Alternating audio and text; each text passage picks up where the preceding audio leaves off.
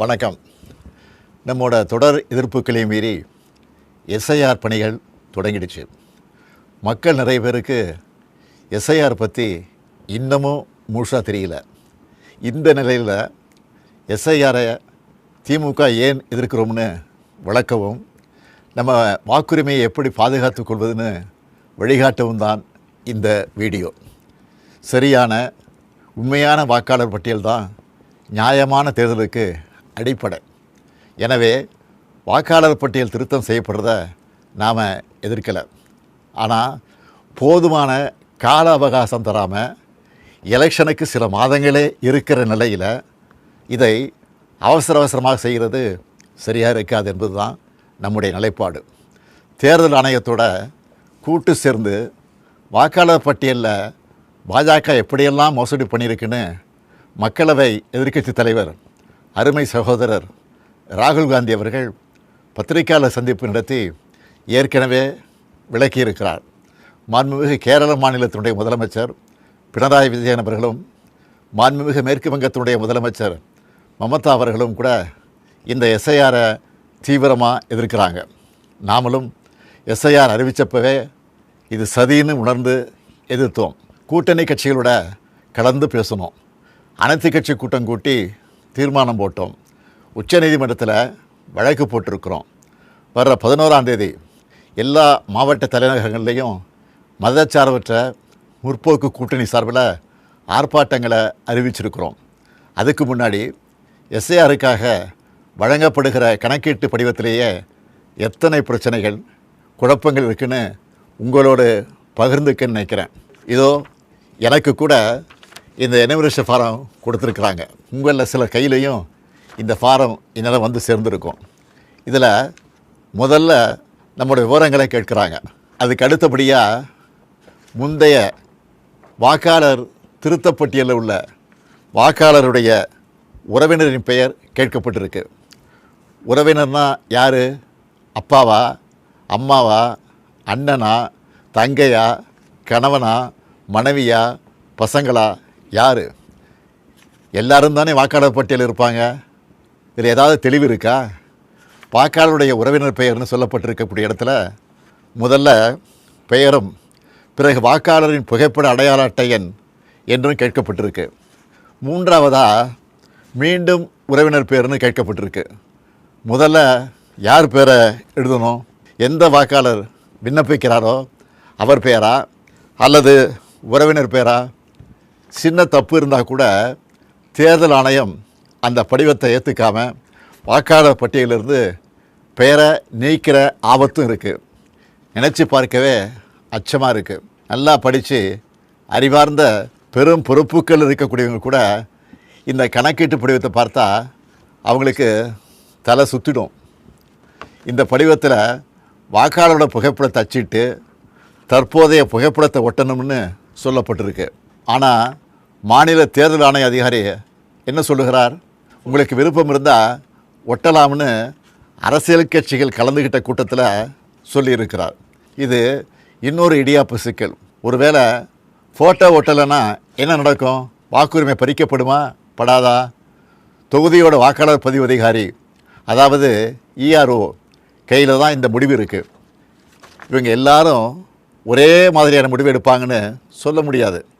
இப்படி முதல் கோணல் முற்றிலும் கோணல் என்ற கதையாக எல்லா இடத்துலையும் குழப்பம்தான். இந்த நிலையில் எதிர்க்கட்சிகளை சேர்ந்த சில அதிமேதாவிகள் இந்த எஸ்ஐஆர் பணியை நடைமுறைப்படுத்துவது மாநில அரசின் பணியாளர்கள் தான், அப்புறம் ஏன் திமுக எதிர்க்கணும்னு புரிதலற்ற உண்மைக்கு புறமான விவரங்களை வச்சு பேசுகிறாங்க. ஒரு பணியாளரை தேர்தல் ஆணையம் தன்னுடைய பணிக்காக எடுத்த நொடியிலிருந்து அவர் தேர்தல் ஆணையத்துக்கு கட்டுப்பட்டு தான் செயல்படுவாரை ஒழிய மாநில அரசோட கட்டுப்பாட்டில் இருக்க மாட்டார். மக்களை திசை திருப்பினா போதும்னு தவறான தகவலை பரப்பக்கூடாது. என்னத்தையாவது பொய்ய சொல்லி எஸ்ஐஆரை எப்படியாவது நடத்திடலாமா, ஏழை எளிய மக்களுடைய வாக்குரிமையை நீக்கிடலாமான்னு எதிர்க்கட்சிகள் நினைப்பது வேதனைக்குரியது. எஸ்ஐஆர் தொடங்கின நாளிலிருந்து களத்தில் இருக்கக்கூடிய நம்முடைய கழகத்தினரும் நிறைய பிரச்சனைகளை நம்ம கவனத்துக்கு கொண்டு வந்துட்டுருக்காங்க. பிஎல்ஓக்கள் வர்றதில்லை, வந்தாலும் போதிய அளவு கணக்கீட்டு படிவங்களை கொண்டு வர்றதில்ல. ஒரு நாளைக்கு 30 படிவங்களுக்கு மேலே தர்றதில்ல. இந்த லட்சணத்தில் ஒரு தொகுதியோட ERO 3 லட்சத்துக்கு மேற்பட்ட கணக்கீட்டு படிவங்களை இத்தனை குறுகிய கால அவகாசத்தில் எப்படி கொடுத்து வாங்குவாங்க? வாங்கினா வேலை முடிஞ்சுதா? அதுவும் இல்லை. அதை கடினமயமாக்கி ஒரு டிசம்பர் 7ஆம் தேதி வரைவு வாக்காளர் பட்டியலை வெளியிடணும். போகிற போக்கை பார்த்தா எப்படி இதையெல்லாம் செஞ்சு முடிக்க போகிறாங்கன்னு தோணுது. திராவிட முன்னேற்றக் கழகமும் கூட்டணி கட்சிகளும் தொடர்ந்து சொல்லிட்டு வர்றது போல் அதிக அளவிலான வாக்காளர்கள் நீக்கப்படுவாங்க நச்சம் இதன் மூலம் உறுதியாகுது. பிஎல்ஓக்கள் தங்களுடைய பணியை சரிவர செய்யலைன்னா இந்த எஸ்ஐஆர் பணியே மொத்தமாக பாதிப்பை சந்திக்கும். பிஎல்ஓக்களும் கட்சிகள் BLA2க்களும் இணைந்து செயல்பட தேவையான எல்லாத்தையும் தேர்தல் ஆணையம் சொன்னாங்களே தவிர ஆனால் அப்படி ஒரு சூழலை இதுவரை உருவாக்கவே இல்லை. திமுக BLA2 தயாராக இருந்தாலும் கூட பல இடங்களில் பிஎல்ஓக்கள் வராமல் இருக்காங்க. இதையெல்லாம் மீறித்தான் நம்ம செயல் வீரர்கள் விழிப்பாக செயல்பட்டு வராங்க. உங்களுடைய வாக்கு நீக்கப்படுமா என்று கேட்டால் அப்படி ஒரு அபாயம் நிச்சயம் இருக்குது, இல்லைன்னு சொல்லிட முடியாது. அதை தடுக்கணும்னா உங்கள் பகுதிக்குரிய BLO யாருன்னு கேட்டு அவர்கிட்ட இருந்து கணக்கீட்டு படிவத்தை வாங்கி சரியாக நிரப்பி திரும்ப சமர்ப்பிக்கணும். அதுக்கான ஒப்புகை சீட்டையும் மறக்காமல் வாங்கணும். இதுதான் உங்களுடைய வாக்குரிமையை பாதுகாக்கும்.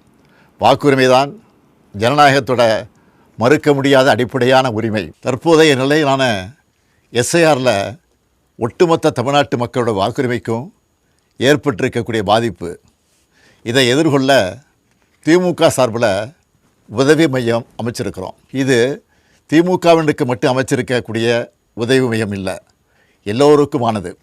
அதனால் கழக நிர்வாகிகள் மட்டும் இல்லாமல் எஸ்ஐஆரால் பாதிக்கப்படுற அனைத்து பொதுமக்களும் நாங்கள் அறிவிச்சிருக்கக்கூடிய 806542 200220 என்ற, மறுபடியும் சொல்கிறேன், 806542 200220 என்ற உதவி எண்ணை தொடர்பு கொண்டு உங்கள் சந்தேகங்களை தீர்த்துக்கலாம். உங்களுக்கு தேவையான வழிகாட்டுதல்களை பெறலாம். தமிழ்நாட்டு மக்களின் வாக்குரிமையை காக்க திமுக உங்கள் தோழனா துணை நிற்க தயாராக இருக்குது. நம் வாக்குரிமையை பறிக்கக்கூடிய ஆபத்து வாசல் தேடி வந்துடுச்சு. அனைவரும் ஒன்றிணைந்து செயல்பட்டு விழிப்போடு இருந்து தமிழ்நாட்டில் ஜனநாயகம் படுகொலை செய்யப்படாமல் பாதுகாப்போம். எஸ்ஐஆரின் சதிவலையில் சிக்காமல் நம்ம வாக்குரிமையை நிலைநாட்டுவோம். நன்றி, வணக்கம்.